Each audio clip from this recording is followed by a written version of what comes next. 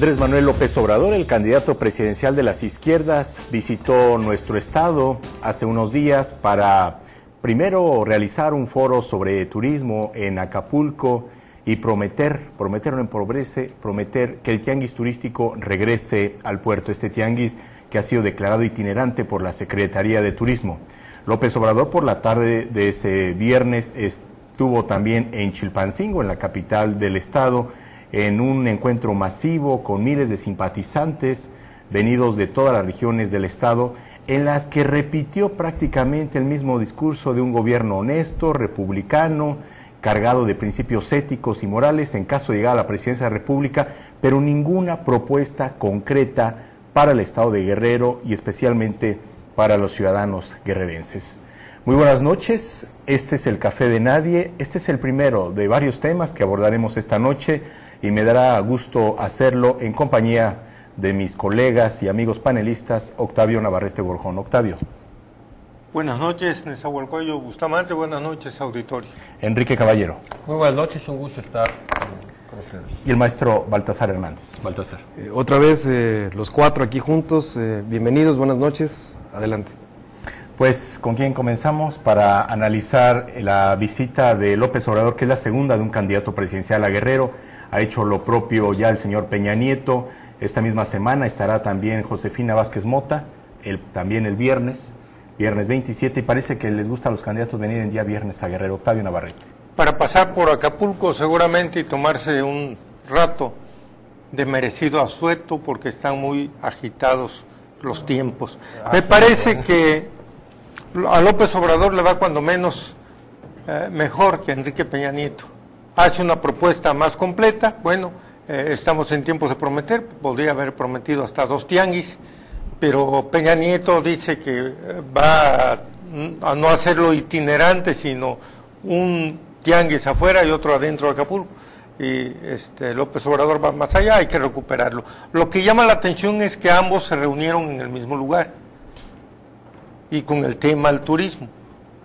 Y Enrique Peña Nieto se le vació antes el auditorio del Centro de Convenciones y Andrés Manuel López Obrador permaneció el auditorio lleno. Por una razón, me parece que Peña Nieto llevó gente que no tenía que ver con el sector. Para decirlo en pocas palabras, con una palabra fea, acarreados, pues, gente movilizada de la estructura partidaria, y con López Obrador solo fueron los que se dedican de alguna manera, que están vinculados directamente con el turismo. Entonces ahí fue un avance en relación a Peña Nieto. Y otro avance que me parece significativo es llenar la plaza de Chilpancingo, y además que la gente de base del Partido de la Revolución Democrática y coaligados le propinara tremenda rechifla a Jesús Zambrano Grijalva. Eso es un dato importante que hay que resaltar, al mismo tiempo que la dimensión del acto. Yo estoy de acuerdo en que en cuanto Andrés Manuel López Obrador empiece a meter las masas a su campaña, las cosas se van a ir modificando sensiblemente a su favor. No hay mucho tiempo que esperar, faltan 70 días para que concluya la campaña presidencial, Baltasar. Yo creo que la venida de Andrés Manuel López Obrador hay que verla en su estructura de campaña. Estos códigos simbólicos que está manejando, como se vio en su actual visita, primero descobija totalmente al producto Peña Nieto, porque él dice que regrese el tianguis al origen, es decir, que regrese a Acapulco. Es, por decirlo así, un símbolo de unidad que sirve para aglutinar a quienes estaban en esa reunión de turismo, que no era la base societal, sino los personajes más encumbrados del sector turístico en el estado. Y por otro lado, el símbolo Baño de Pueblo en Chilpancingo, en la plaza pública central de Chilpancingo, en donde algunos conocedores de los metros cuadrados y cuántos le caben a una plaza, pues dijeron que hasta eran 10,000 personas. Este manejo de López Obrador, yo lo veo en esa filigrana de no irse con cuestiones de proyectos, concretos en lo específico, sino manejar símbolos de valores.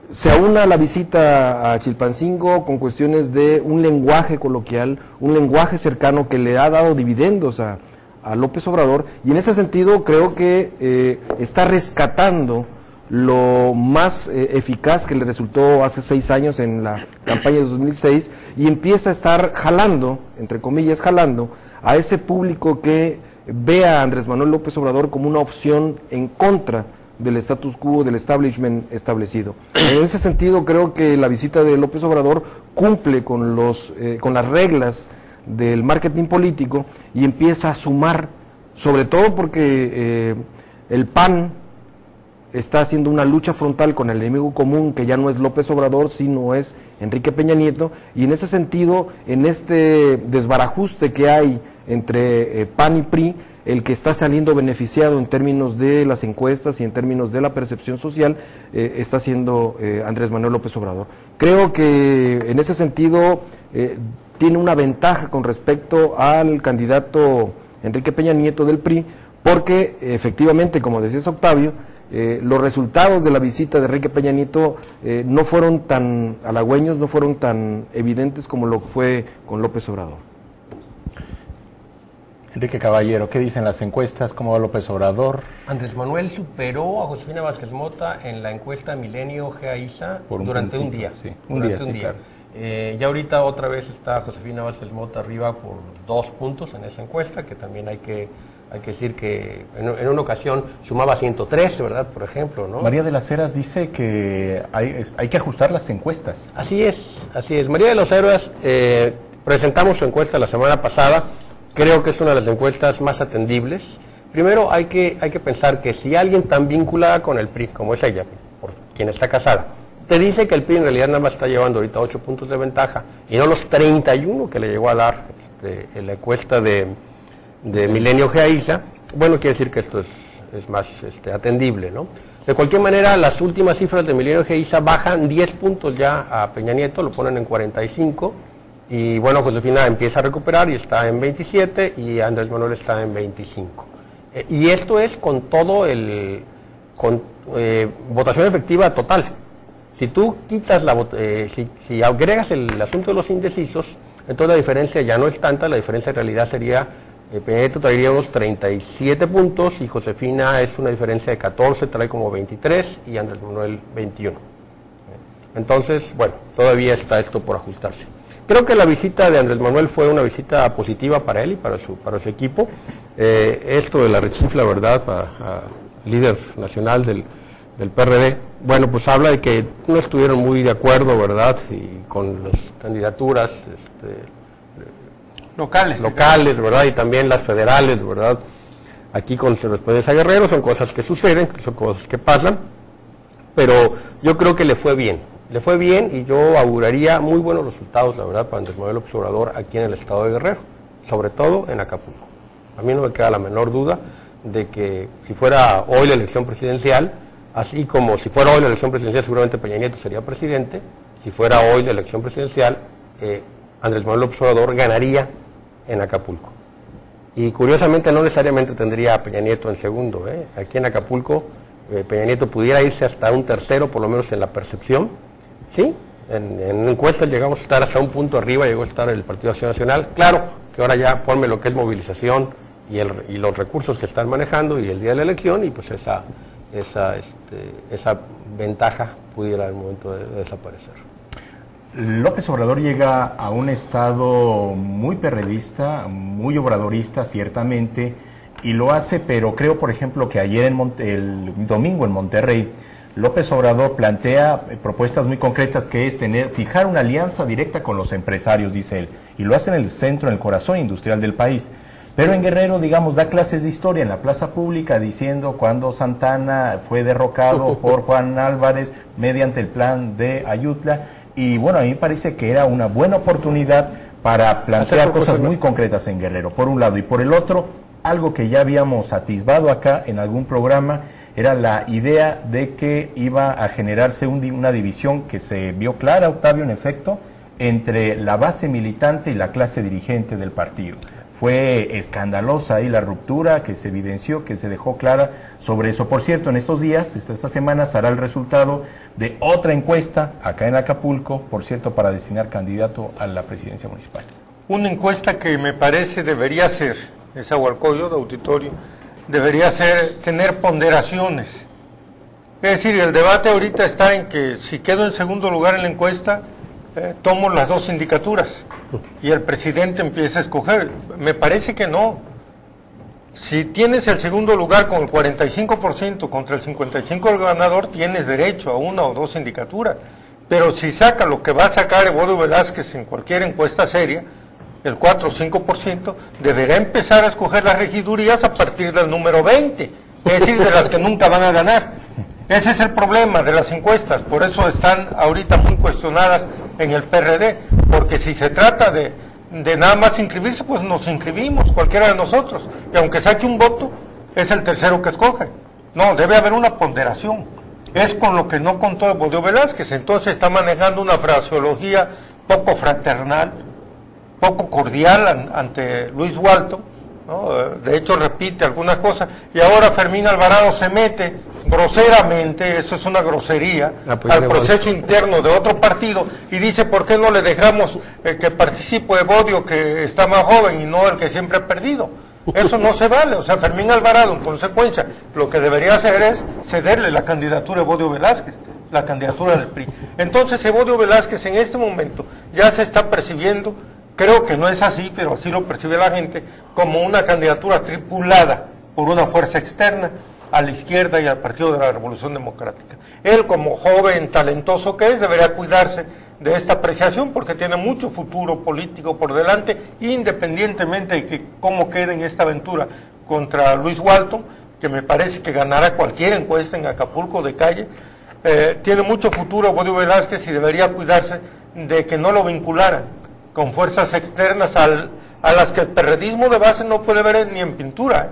Quizá los políticos arriba se lleven bien y entre ellos tomen café, pero la concepción que tienen de cada político, la base perredista, es una concepción bastante severa, bastante dura, o bastante a favor, en el caso de López Obrador y de Walton, o sea, los protegen mucho, digamos. Pues Fermín Alvarado le ha dado el beso del diablo a Evodio Velázquez y parece haberse metido de lleno en un proceso de selección interna de un partido ajeno que parece no corresponderle. Vamos a una pausa y continuamos en el Café de Nadie abordando otros temas de interés para usted. Volvemos. Me quedaron dos cosas en el tintero. ¿Sí? Apunta. Pero es...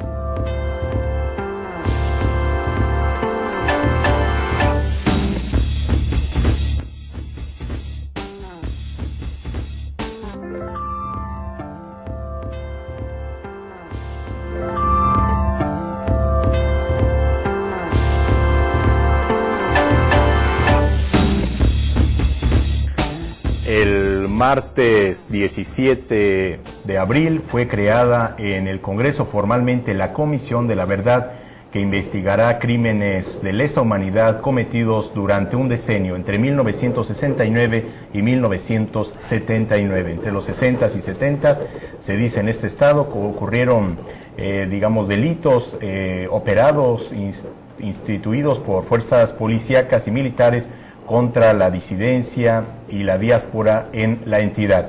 3 días después de ello, Mario Arturo Acosta Chaparro Escápite, general en retiro y uno de los activos participantes, según investigaciones periodísticas, en estos crímenes contra disidentes políticos, fue asesinado en la Ciudad de México, apenas 2 años después de haberse salvado también de otro atentado. Baltasar Hernández. Yo creo que más allá de la situación de cómo se dio el asesinato de el general Mario Arturo Acosta Chaparro, la importancia es el individuo que es un sujeto de Estado. El asesinato, estoy convencido que es un asesinato de Estado, es un asesinato no solamente contra un alto mando del ejército mexicano, sino contra una persona especializada en seguridad nacional, en espionaje, en las cuestiones de antiguerrilla y obviamente uno de los más citados en la cuestión que ahora conocemos como la guerra sucia. Perdón, Baltasar, cuando hablas de un asesinato de Estado, ¿hablas que es un asesinato orquestado desde el Estado? ¿A qué te refieres con el punto? Es un asesinato que debe tener toda la focalización del Estado, no porque él sea parte de un complot, que también puede ser una línea de investigación, sino porque él forma parte, o formó parte, de la élite de los personajes que intervinieron en la política en los 60, 70 y que después, hasta antes de su muerte, siguió siendo un asesor de Guillermo Galván Galván, secretario de la Defensa Nacional. Y en ese sentido, la muerte representa muchas aristas.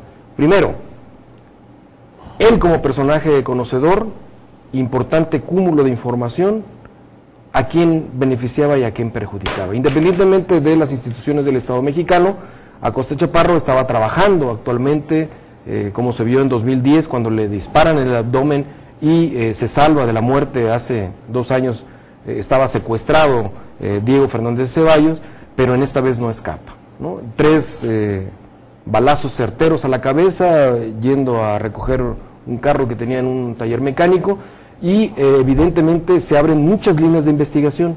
Pero más allá del asesinato, si fue un sicario, si fue un joven que fue mandado a cobrar las facturas que tenía con grupos guerrilleros, o el propio, algún organismo de los que andan francos por toda la República, pues quisieron acallar algún tipo de memorias que tenía ahí guardadas el general Acosta Chaparro. Independientemente de estas líneas de investigación, creo que cobra mucha importancia porque evidentemente hace una semana se abre un capítulo en Guerrero para saber la verdad en este decenio de los 60, 70, 69, 79, y evidentemente cobra esa importancia el de que un alto mando de esa categoría como la tenía Mario Arturo Acosta Chaparro, pues evidentemente ha sido callada su voz y su operatividad. La investigación la está llevando a cabo ahorita la Procuraduría General de Justicia del DF, hasta donde tengo entendido, ¿no? Yo creo, no sé qué piensan ustedes, si consideran que la PGR debería traerla. Pero no es foro común, o sea, por eso inicio diciendo que el asesinato es un asesinato de Estado. En ese sentido no es solamente del fuero común de la Procuraduría General del Distrito Federal, sino que debe ser tomado, debe ser atraído por la PGR como una situación nacional. Por 2 cosas, tal vez. Octavio, sí, ¿y qué perspectivas quisiera preguntarte también, aprovechando la posibilidad le ves a la creación de la Comisión de la Verdad? Me parece que no pierde vigencia con la muerte de Mario Arturo Acosta Chaparro. Claro. Las comisiones de la verdad se dirimen en el campo de la reconciliación, no de la venganza. Nunca una comisión de la verdad debe servir para tomar venganza, menos por hierro, o sea, menos matar el que a hierro mata, a hierro muere, eso no. Entonces no pierde vigencia porque está en el proceso de reconciliación, y de lo que se trata es de resarcir un poco el daño que se hizo a la sociedad por estos acontecimientos. Ya no tanto castigar. De hecho, Mario Arturo Acosta Chaparro era uno de los pocos represores que vivía. Ya se fue Wilfrido Castro Contreras, ya se fue Quiroz Hermosillo, Guillermo Nazar, ya se fue Guillermo Nazararo, ya se fueron casi todos. Él gozaba de cabal salud y lamentablemente por su situación de ser humano, y lamentablemente porque es un banco de datos que se va extraordinario. Además, a mí me parece que ya quería hablar. El general Mario Arturo Acosta Chaparro tiene una larga trayectoria como contrainsurgente. Él trasladó en 1967 al dirigente campesino Álvaro Ríos de helicóptero de Ciudad Madera a Durango, un dirigente campesino que había participado aledañamente en el asalto, en el intento de asalto al cuartel de Ciudad Madera el 23 de septiembre de 1965. Después es capitán cuando el Batallón Olimpia, es miembro del Batallón Olimpia que reprimió a los estudiantes el 2 de octubre del 68. Llega a Guerrero después de unos cursos en BRAC en 1974, y también hay que desmitificarlo. Él no rescató a Rubén Figueroa. Al senador lo rescató el mayor Elías Alcaraz, al mando del agrupamiento Vicente, se llamaba, que copó a los guerrilleros en Las Pascuas, a un lado del molino. Él nunca participó en combate. Arturo Acosta Chaparro es un mito, nunca participó en combate. Él tenía su estancia en Acapulco porque aquí eran las cámaras de tortura del ejército. Y los que torturaba, que ellos les llamaban paquetes a los seres humanos que despedazaban con esos métodos, los mandaban o al campo militar número 1, a los hornos crematorios, o a pie de la cuesta, la base aérea, donde él mismo, Acosta Chaparro, diseñó el método conocido como la foto del recuerdo. El hangar, una banca donde se sentaba el detenido con los ojos vendados, un costal con piedras, una bala, un disparo de arma de una pistolita calibre 25 en la nuca y a volar, rumbo a Costa Chica, mar adentro. Él inició antes que la dictadura argentina, que los echaba cerca de las Malvinas. Acosta Chaparro tuvo el escaso mérito, tuvimos los mexicanos el escaso mérito de haber inventado aquí y puesto en práctica los llamados vuelos de la muerte. Entonces se dicen muchos mitos de Acosta Chaparro. No participó en combate, participó Lazo de la Vega, el general López Ortiz, Casani Mariña, por supuesto, y muchos generales y divisionarios y clases del ejército mexicano, pero Arturo Acosta Chaparro era de inteligencia, más particularmente era de cámara de tortura. Eso hay que decirlo así. Después, cuando ya Figueroa es rescatado y es gobernador a partir del 1 de abril del 75, él le ofrece sus servicios argumentando que los residuos de la guerrilla podrían estar en Acapulco, cosa evidentemente cierta. Pero entonces el terror que se inauguró en el mundo rural llegó también al medio urbano y arrasó con muchísimos inocentes, y empiezan a flaquear los servicios de Acosta Chaparro, porque resulta que los judiciales tenían un primo, un sobrino, un vecino, un familiar, y pedían por él: oye, este muchacho es inocente, dámelo. Entonces empezaron a flaquear. ¿Cómo evitar eso? Ingenioso el tipo. Se va a traer a los famosos Tarín de Chihuahua, que no tenían ni vecinos, ni familia, ni compañeros de generación, y siembran el terror nunca visto, sobre todo en el puerto de Acapulco. Toda la sociedad fue víctima de la arbitrariedad de esos tipos. No se tentaban el corazón ante nadie, y los abogados no litigaban. Había un detenido, iban a buscarlo con algunos de los Tarín: Otoniel, Alfredo, Gustavo y Manuel Tarín Chávez. Enrique Caballero, ¿cómo empatar la búsqueda de la verdad de una comisión recientemente creada por el Congreso con los intereses también que están ahí de un gobierno del Estado? ¿Hasta dónde puede abrirse demasiado la página? ¿Qué tanto sabremos sobre lo ocurrido en el pasado? Mira, yo creo que el objetivo de las investigaciones, de la investigación que puede hacer una comisión de la verdad, es ser fieles a la historia, ¿no? Ya es difícil que se pueda hacer en este momento, aparte, digo, los que pueden ser corresponsables, muchos de ellos están muertos o los están muriendo, ¿verdad? Que se pueda hacer, que pueda servir para algo más que para poner los puntos sobre la I, y es en el contexto histórico de lo que ha acontecido. Creo que es importante, que la labor de esa comisión de la verdad va a ser importante. Ojalá que pronto tengan resultados, porque se fijaron un plazo, son 1 o 2 años. 2 años, con posibilidades de 6 meses más de ampliación. Para poder hacer sus muy poquito tiempo. Sus investigaciones. Yo creo que el tiempo es suficiente. O sea, ¿para qué requieres más tiempo? No creo que puedas encontrar nuevas fuentes, ¿verdad?, del conocimiento de lo que sucedió, lo que pasó. Y estoy igual en la tesitura de Octavio, que bueno, la comisión de la verdad debe finalmente de servir de reconciliación. No se puede gobernar con odio y con rencor. No podemos transitar hacia ningún lado por el camino del odio y del rencor. O sea, tiene que buscarse un reencuentro. Yo, cuando me enteré de la muerte de Arturo Acosta Chaparro, independientemente de su pasado pues, sumamente gris, ¿verdad? Me refiero a gris tendiendo a negro, pues, o sea, independientemente de su pasado de represor. Fue víctima, de verdad, de un homicidio, de un atentado, porque fue víctima, fue asesinado, y descansa en paz. Y inmediatamente empecé a recibir algunos comentarios negativos en cuanto a que no tenía por qué incluso descansar en paz. Y yo pienso que, independientemente de lo que haya hecho, si es que existe un tribunal superior después de la muerte, pues ya será juzgado por él. Yo no creo en ese tribunal, independientemente de mi tendencia ideológica panista. Pero pues el hombre ya murió. O sea, ¿qué podemos hacer? Si fuera corresponsable de algún delito, lo sacamos de la tumba y lo colgamos.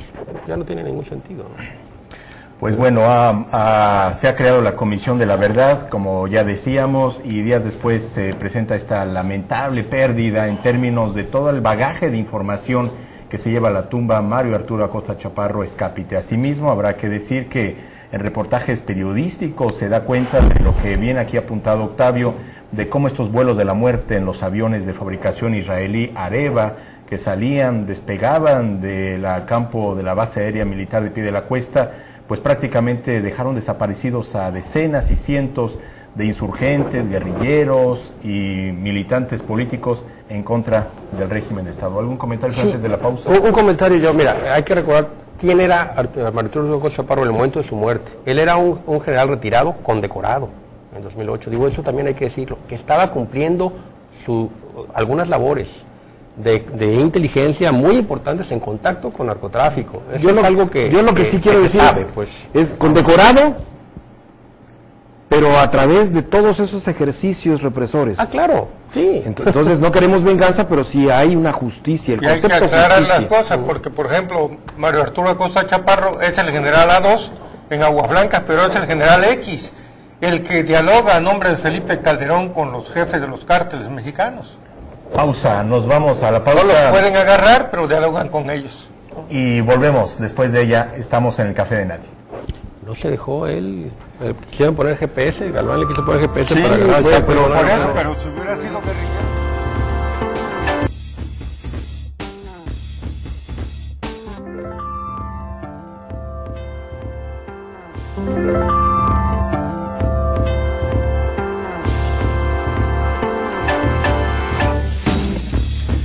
En el plano internacional, hace una semana se desató una fuerte polémica por la nacionalización de la empresa Yacimientos Petrolíferos Fiscales perteneciente al grupo español Repsol. Repsol la había adquirido a propósito por Néstor Kirchner, esposo de la actual mandataria, a finales de los 90, especialmente en 1998.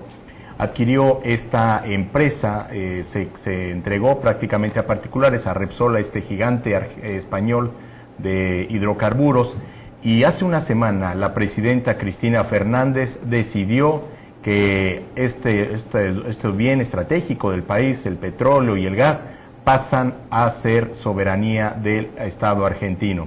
Ello desató una fuerte polémica en la que está en duda el tema de si los estados son soberanos para hacer esto libremente o si en tiempos de la globalización y del libre mercado ya quien nacionaliza estos sectores estratégicos se está volviendo al pasado. Lo cierto es que también el presidente Calderón metió la cuchara en el tema y se subió al ring para decir y defender como si fuera un español los intereses de esta empresa petrolera. Oye, Baltasar, perdón, Enrique Caballero. Discúlpame, pero no como si fuera un español, como si fuera un mexicano. Creo que se te olvida que Repsol, el 10% de Repsol es de México, es de Pemex. En una empresa SACIR que se ha estado documentando que SACIR está perdiendo durante los últimos años utilidades, de tal suerte que ciertamente Pemex tiene el 10% de propiedad en Repsol, el 10%.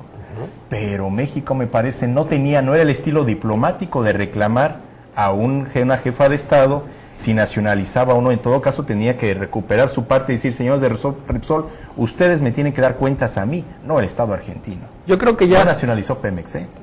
No nacionalizó Pemex, pero creo que ya había sido suficientemente prudente los gobiernos estados de Acción Nacional en otras nacionalizaciones. Se dio también, por ejemplo, la nacionalización de Cemex, una empresa 100% mexicana. En Venezuela. Se da por el loquito de Hugo Chávez.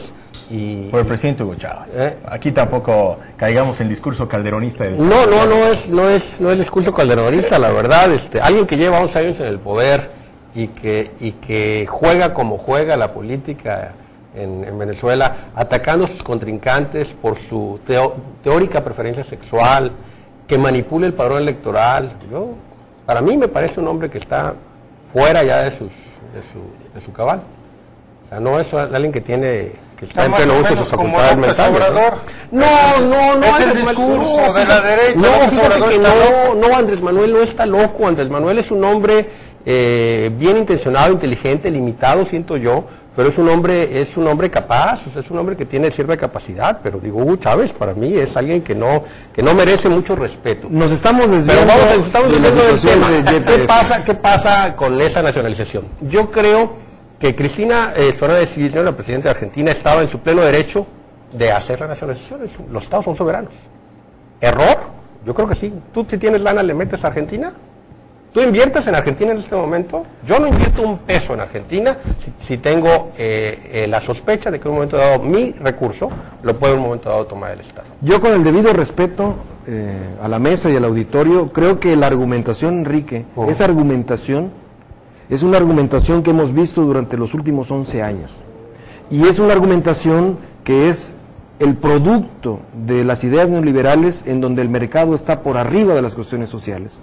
Creo que si el presidente de México, en un discurso a horas de la nacionalización, que no es nacionalización, sino el rescate del 51% de YPF, en ese sentido, llamar irresponsable a una homóloga es romper estrictamente con una política de respeto a las autonomías de los otros estados nacionales. Es decir, tirar al traste la política de relaciones internacionales, lo que se conoce como la doctrina Carranza. Y en este caso, el estadista mexicano, Felipe de Jesús Calderón, está rompiendo con esta tradición, se está inmiscuyendo, interviniendo, lo cual en efecto boomerang en política puede resultar desastroso, no solamente para él en estos últimos meses que le faltan por gobierno, sino para los futuros presidentes o presidentas de este país. En ese sentido, creo que... Respeto al derecho ajeno es la Benito Juárez, ahí está, y por eso los valores transmitidos todos los días a las 7 de la mañana por Andrés Manuel López Obrador, el símbolo tiene ahí Benito Juárez, lo republicano, lo liberal. Y en ese sentido creo que la presidenta argentina, Cristina Fernández, viuda de Kirchner, está estableciendo una situación que le compete al pueblo argentino, y en ese sentido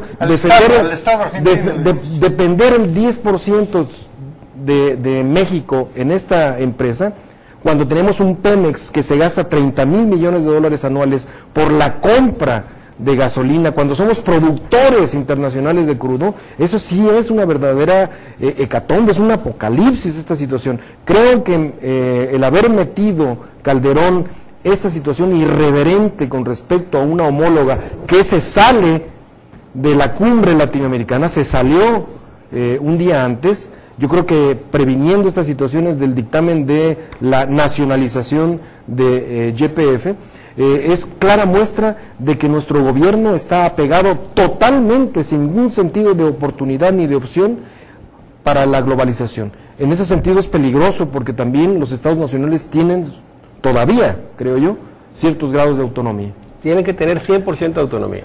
Octavio, parece en efecto que Calderón defiende más a Repsol que a Pemex. Así es, mira, y no solo eso, vayamos también al caso de Acosta Chaparro. El presidente Felipe Calderón no puede agarrar a los jefes de los cárteles mexicanos y mandó al general X, o sea, al general Acosta Chaparro, a negociar con ellos en 2008. Esa podría ser una línea de investigación. Pero el discurso oficial dice que no hay que negociar. El discurso oficial dice que no negocia, y por abajo del agua manda a un general sucio. Un general que hace eso es un general sucio, igual que sucio es asesinar a la gente inocente como hizo en Guerrero, a negociar con ellos. Y ahorita en el caso de la nacionalización reclama el 10%, pero no reclama el 10%, reclama la medida, ¿sí? Reclama la medida. Entonces Pemex no tiene para invertir y en su propio desarrollo, pero sí tiene para invertir en el desarrollo de una transnacional en una nación bastante remota, acá abajo, en el cono sur.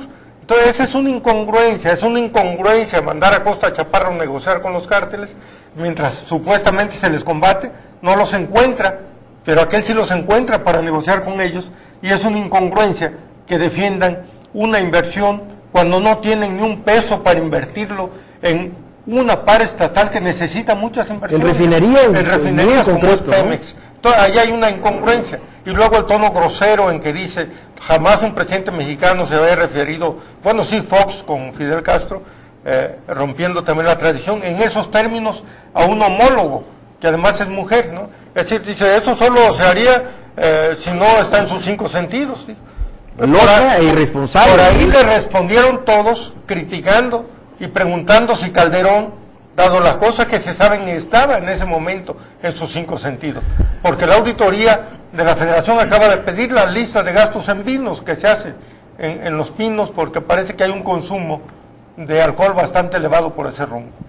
Bueno, hay un monopolio en este país de la telefonía. Telmex está claro, es una de las empresas entregadas a la iniciativa privada en el periodo de Salinas de Gortari. Está también el caso de la quiebra de Mexicana, de la que el Grupo Posadas, Gastón Azcárraga era propietario, y ahora no solo quebró a la empresa, a la aerolínea, sino hay que pagarle costas por todos los procedimientos jurídicos que se han llevado a cabo respecto a la firma. En este país se concesionaron autopistas y quebraron y están en manos ahora del gobierno a través del fideicomiso FARAC. Son solo algunos ejemplos, no se diga con la banca, de que también en la iniciativa privada no maneja perfectamente, digamos, algunos sectores estratégicos de la economía. Pero parece que no queda claro. En el caso de Argentina, lo que reclama la presidenta, que por cierto, 2 de cada 3 argentinos dicen están a favor de la medida, según las encuestas que han salido este fin de semana. Claro. Lo que reclama ella es que no capitalizó a la empresa Repsol y no invirtió lo que tenía que invertir. Ella presenta gráficas que van a la baja en la conferencia de prensa que dio en la Casa Rosada en Buenos Aires, pero también adicionalmente dice todo lo ganado aquí, que es como lo que sucede, por cierto, con la banca extranjera en México, se va hacia afuera. Y adeudos, además, adeudos al Estado. Los grupos financieros, Santander, Serfín en México, Banco Bilbao Vizcaya y demás, es México su paraíso. Aquí es donde recaudan cantidades enormes por comisiones bancarias. Esta es la bonanza que tienen las empresas que se van en un neocolonialismo a invertir a estos países. Y bueno, creo que está libre y es soberano el derecho de cada país de hacer lo que mejor convenga. Finalmente, los argentinos son están listos. en sus constituciones. Esto es una forma de buscar capitalizar. Es una medida populista, obviamente, al 100%, y que pues tiene, obviamente, el apoyo de un sector importante de la población. También cuando tuvieron problemas serios de legitimidad, la dictadura declararon la guerra a Inglaterra con el asunto de las Malvinas, que fue catastrófico para ellos. Y lo hicieron, y también tuvo una gran aprobación popular. La siguen teniendo todavía, los argentinos siguen diciendo que las Malvinas son de ellos. Esto es una forma muy inteligente, muy audaz, de asumir un liderazgo y de tratar de conducir pues el camino hacia un lugar determinado. Yo creo que fue algo audaz por parte de Cristina Fernández de Kirchner, pero sí siento que es un retroceso. Siento que si todos los países van a empezar a nacionalizar, entonces no va a haber garantía para las inversiones extranjeras. Y sí hay que recordar que había capital mexicano. De ahí, pues, la respuesta del presidente. Si México no hubiera tenido participación directa en Repsol, pues, a lo mejor se hubiera quedado callado Felipe. Pero en esta ocasión... Debió haber sido un estadista al 100%. Y reclamarle a Repsol. Así es, no es homóloga. Pero creo que no era el tono de ese reclamo por solo tener 10% de acciones. Imagínense si hubiera tenido el 50% de declarar la guerra argentina. Vamos a la pausa, estamos en el Café de Nadie y volvemos con otro tema de carácter internacional muy interesante ocurrido también este fin de semana en Europa. No se vaya. No, mejor, presidente. Espérense.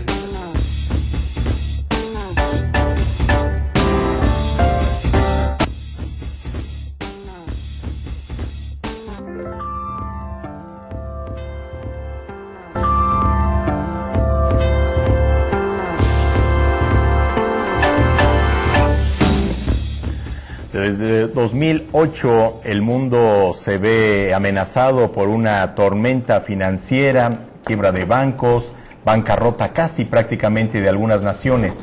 Especialmente en Europa, la crisis financiera ha sido tan contundente que ha derribado a gobiernos. Más de 10 gobiernos han caído desde el año 2008, independientemente de su filiación ideológica. En Grecia, el partido PASOK de George Papandreou, en Portugal los socialistas, recientemente en España también el Partido Socialista Obrero Español de José Luis Rodríguez Zapatero, son algunas de las facturas que ha cobrado y que ha pasado la crisis financiera.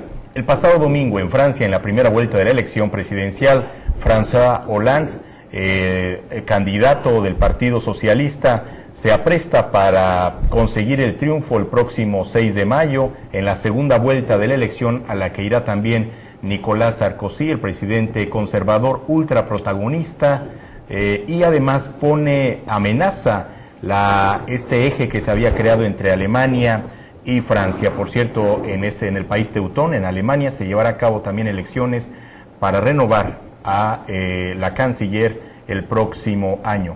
Las crisis pegan, Baltasar. Pegan y nos dan la lección de que no hay patente de continuidad de los partidos.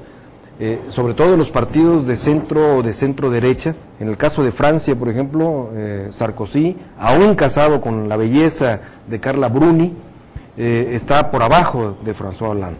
Esto significa que no hay que olvidar que el llamado neoliberalismo económico, la globalización, no tiene sus tentáculos adentro de todos los países. Aún socialistas, aún de derecha, aún con otras filiaciones ideológicas, tienen que responder a la estructura globalizadora, pero con ciertos cambios en las proyecciones de las políticas públicas. En ese sentido, Sarkozy la tiene muy difícil. En esta primera vuelta del domingo se da a conocer que tiene 1.5% Sarkozy por abajo de François Hollande, socialista, y la tendencia en ese sentido va a que el socialista François Hollande se lleve la jefatura de Estado en Francia. Estas carambolas en Europa, hablabas hace un momento en el bloque anterior de las grandes corporaciones bancarias de España, y hay una preocupación en los economistas nacionales, porque si se da una hecatombe en la cuestión de la economía española, como se ha venido haciendo, aun cuando el rey se va a cazar elefantes y se fractura la cadera, Bancomer o BBVA y Santander, dos casos específicos de dos empresas bancarias muy poderosas en México, como tienen aquí un paraíso fiscal, muchos de los destrozos que hubiera o que va a haber seguramente en España van a ser subvencionadas, van a ser apoyadas con recurso fresco en México. Entonces no hay que ver a Europa más como una cuestión lejana ya en el Atlántico, es una cosa muy cercana que nos puede pegar, ¿no? Le pegó también a Barack Obama en las percepciones, se está recuperando, dicen algunos conocedores de la política norteamericana, pero las crisis pegan y pegan duro, no solamente a los candidatos, sino a sus proyectos de nación. Enrique, pues la bolsa bajó, la bolsa bajó incluso el lunes por la elección de François Hollande, y yo te voy a decir que yo lo estuve apoyando, ¿verdad? Desde mi trinchera, desde hace algunas semanas. Yo lo veía con mucha simpatía. Es el triunfo de un antihéroe. Tú lo ves y es una gente poco agraciada físicamente, no tiene un discurso tan carismático, sin embargo ya al final creció mucho en su discurso, sus comerciales muy bien hechos, magistralmente realizados, y bueno, pues pegó. Y yo pienso que va a ganar sin problema con una diferencia de 3 o 4 puntos, y a mí me da mucho gusto, ¿verdad?, que haya una alternancia. Es la primera vez en Francia que un presidente en funciones no se va a reelegir. Yo eso es lo que auguro. Y que no gane en la primera vuelta. Y que no gane en la primera vuelta, ¿no? Algo interesante que me llama mucho la atención, la participación del electorado francés. Más del 70% salió a votar. Casi el 80%. Sí, eso es increíble. Ya en los últimos cortes fue 70%. ¿sí? Pero la verdad es que... Contra el 40% mexicano. 38%. No, o sea, aquí yo pienso que va a haber una participación en México, yo espero una participación de un 50-55%, ojalá que se dé, pero ojalá que tengamos una participación del 70%, eso le da mucha legitimidad a quien gana. Y allá sí tienen segunda vuelta, acá no la quisieron admitir, aquí no quisieron admitir segunda vuelta, aquí está gobernando alguien con un porcentaje que no representa realmente a la mayoría.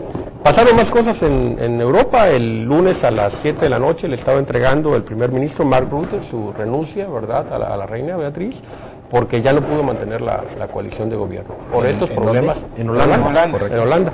Precisamente por los problemas que se dan en cuanto a los manejos económicos. Y eso está golpeando pues a mercados financieros y va a ser algo complicado, ¿no?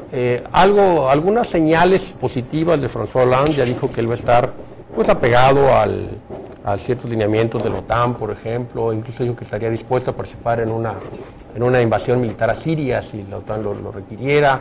O sea, está hablando que va a mantener el liderazgo. Incluso España, mucha gente del Partido Popular Español quería que ganara François Hollande para ponerle hasta aquí un detente a Merkel, que ya Alemania está tomando sí que hay un equilibrio, porque ya Merkel estaba tomando un liderazgo incontenible en la Unión Europea, y bueno, era importante que alguien dijera, hey, aquí estoy yo también, y creo que va a ser muy importante. Yo creo que tiene mucho que aportar François Hollande, y espero, para empezar, que gane.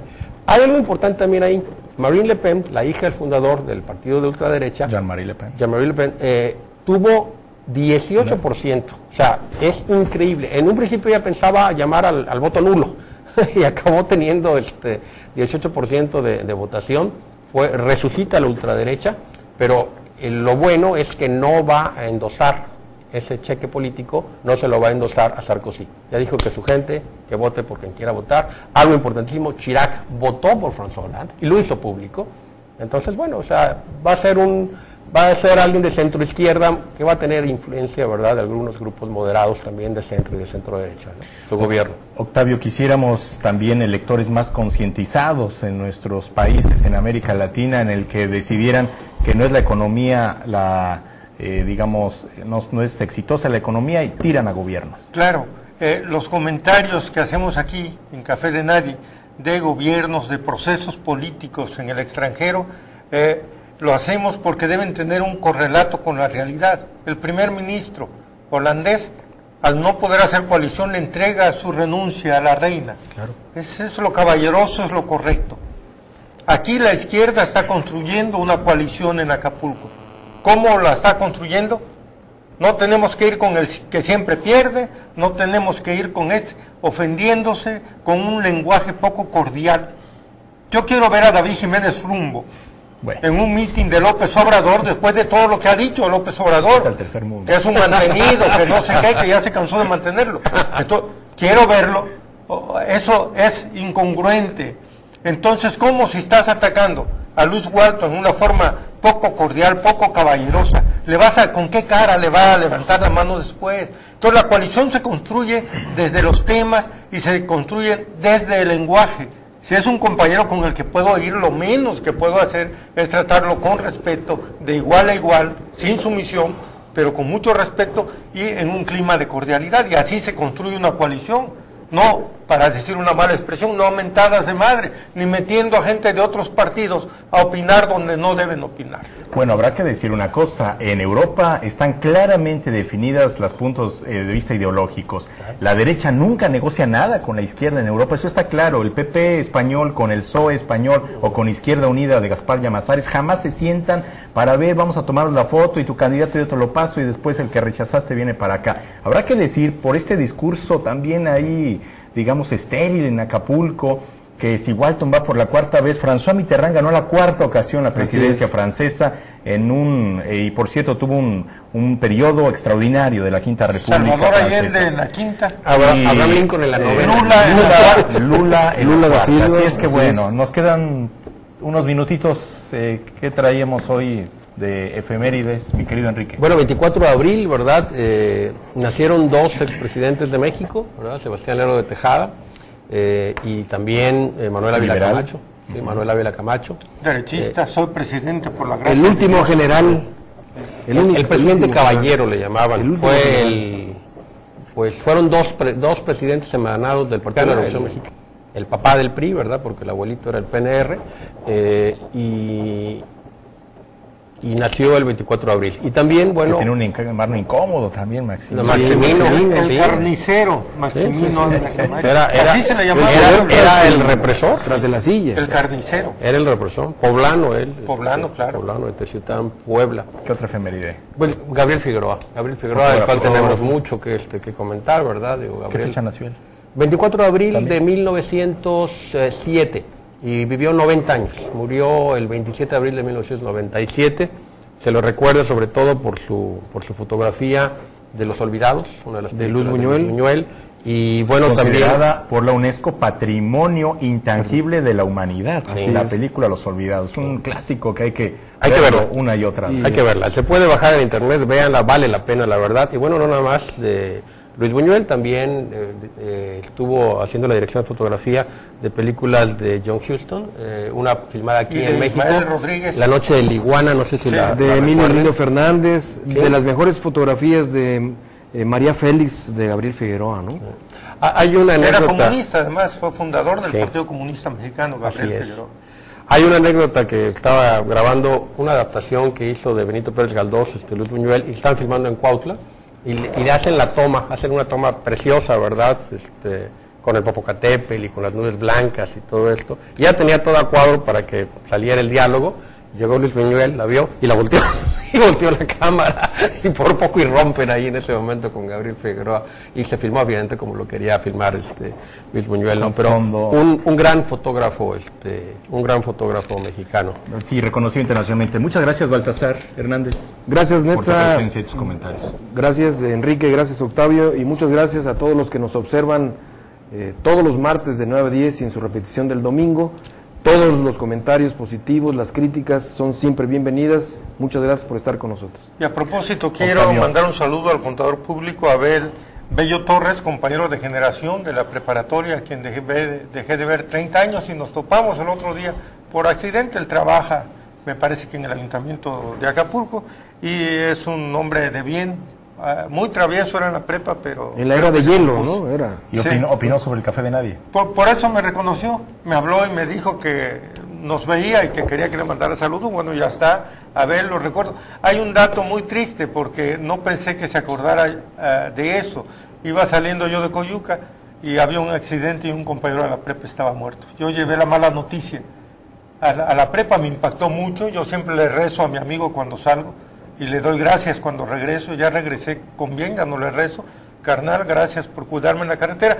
Y a Raúl Zagal García se llamaba, y fue de lo que se acordó. Yo siempre pensé, ese dolor lo llevo yo solo, porque lo viví, ayudé a sacarlo. Pero ahora lo primero que me dice cuando me ve, Octavio, ¿te acuerdas que tú llevaste la noticia cuando murió Raúl Zagal? Y dijo, bueno, compartimos esto. Enrique Caballero. Un comercial, que lo tengo que Brevemente, hacer. Viernes 27 de abril, a las 9 de la mañana en el Hotel Montetasco va a estar Josefina Vázquez Mota en su encuentro con la ciudadanía. A las 11 de la mañana va a estar un evento masivo en Atlistac y posteriormente a las 3 de la tarde va a tener una comida aquí en el Grand Plaza con Grupo ACA y algunas asociaciones que quieran asistir. Creo que van a vender el boleto para entrar por parte de Grupo ACA, y a las 7 de la noche su evento en el Zócalo de Acapulco. No será un evento cerrado como el Teotihuacán, se va al Zócalo a tratar de llenarlo. Esperemos que en nuestra visita al Estado la señora Vázquez Mota recupere la suerte que no ha tenido desde que inició esta azarosa campaña a la presidencia. Gracias por su presencia y muy buenas noches. Sí, hombre, nos vemos en la bueno. próxima emisión del Café de Nadie. Boicot. Fue muy bueno, fíjate, lo de CNN fue excelente. Porque mucha gente ni siquiera sabía que iba a salir. Y ahora todo el mundo sabe. ¿Sí? O sea, todo el mundo sabe que no salió. Pero sí está.